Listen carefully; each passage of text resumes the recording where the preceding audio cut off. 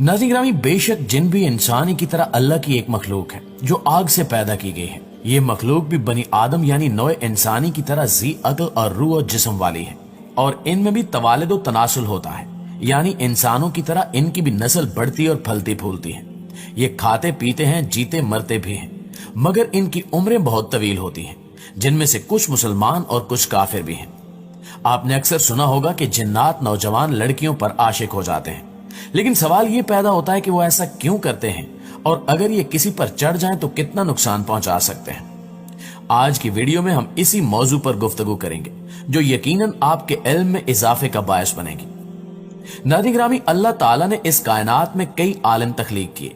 इस कुरे अर्ज पर दो ऐसी मखलूकात हैं जिनकी हिदायत के लिए अल्लाह ताला ने तकरीबन 1,24,000 अंबियाए कराम और रसूल मबूस फरमाए। अल्लाह ताला की सबसे मकबूल दो मखलूकात इंसान और जिन हैं, लेकिन इंसानों के बरक्स जिन्नात की दुनिया असरार के पर्दे में छुपी रहती है।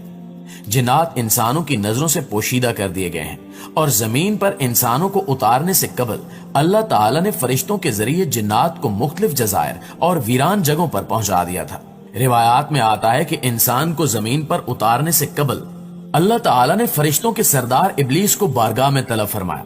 इब्लीस जिन्नात में से था और आग से पैदा किया गया था, और अल्लाह के निहायत बरगजीदा फरिश्तों में शुमार होता था। उसको रब्बे ताला ने इस कदर इल्म अता कर रखा था कि वो उस इल्म की बुनियाद पर फरिश्तों का भी सरदार बना।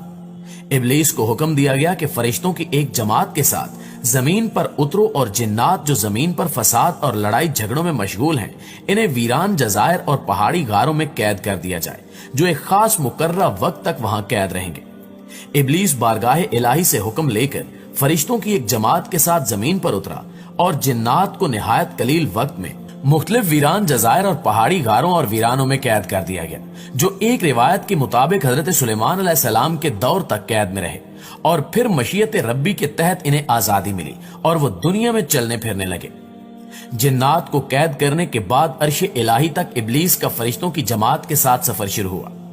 दौरान सफर इब्लीस के दिल में गरूर और तकब्बुर ने सर उठाया, और उसने निहायत कलील वक्त में निहायत ताकतवर जिन्नात को कैद करने से मुतल्लिक गरूर किया, जिसकी खबर रब्बे ताला को तो हो गई, मगर दीगर फरिश्ते इससे बेखबर रहे।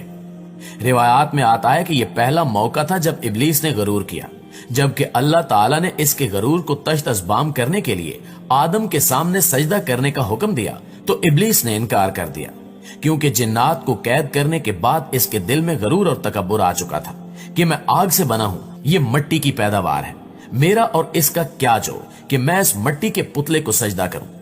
हुक्म ताला से इनकार पर इब्लीस को रांदा दरगाह करते हुए शैतान ठहरा दिया गया। नाज़रीन ग्रामी, हजरत सुलेमान अलैहिस्सलाम के दौर में मशीयत ईज़दी और मुकर्रर वक्त पूरा हो चुका था, जिसके बाद जिन्नात कैद से निकलकर दोबारा जमीन पर फसाद बर्पा करने लगे। हजरत सुलेमान अलैहिस्सलाम के मौजज़ात में से एक मौजज़ा ये भी है कि आप शयातीन जिन्नात को काबू कर लेते और उन्हें सजा के तौर पर दोबारा कैद में डाल देते थे। जिन्नात के वजूद का जिक्र कुरान करीम में भी हुआ है, और एक पूरी सूरह जिन के नाम से मौजूद है, जबकि मस्जिदुल जिन मस्जिद हराम की शुमाल की जानिब 3 किलोमीटर की मुसाफत पर वाक़ तारीख इस्लाम की अजीम यादगार समझी जाती है। दोस्तों, आपने अक्सर सुना होगा कि फलां लड़की पर जिन आशिक हो गया है। इस तरह आप इस वीडियो में एक औरत को देख सकते हैं जो जोर जोर से रो रही है, और हैरान कुन तौर पर उसके माथे पर एक शक्ल बनी हुई है जो किसी बच्चे की शक्ल मालूम होती है, लेकिन जब गौर किया जाए तो ये वाजे हो जाता है कि ये एक मर्द की तस्वीर है, जिसके बारे में लोगों का कहना है कि ये एक जिन की शक्ल है जो इस औरत पर आशिक हो चुका है और वक्फे वक्फे से इसे तंग करता रहता है। यहाँ तक कि इस जिन की वजह से इस औरत को खौफनाक दौरे भी पड़ते हैं और फिर ये बेहोश हो जाती है। कुछ लोगों का यह भी कहना है कि ये जिन इसे नुकसान नहीं पहुंचाता, बल्कि हर मुश्किल में इसकी मदद करता है।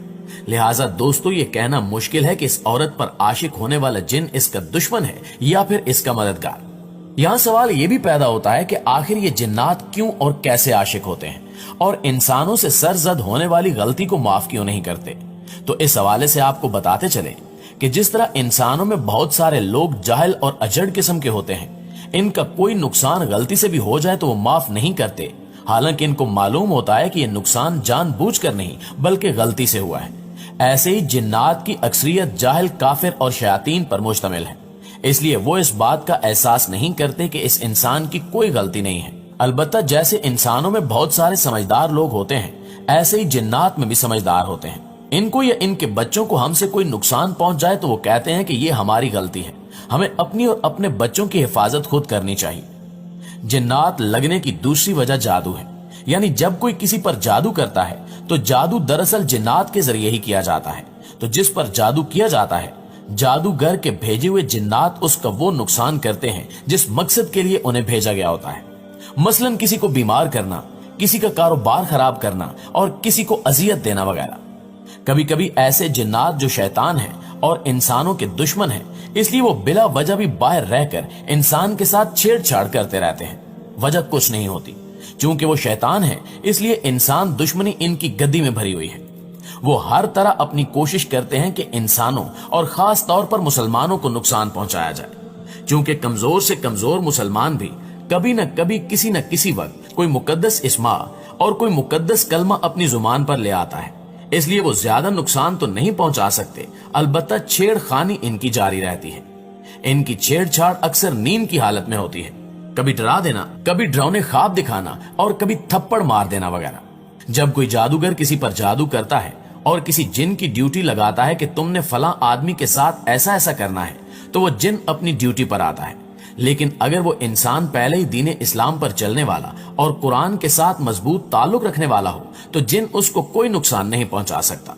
लेकिन अगर वो आदमी दीनी लिहाज से कमजोर और कुरान से दूर हो तो फिर जिन्नात बड़ी आसानी से उसे पकड़ लेते हैं।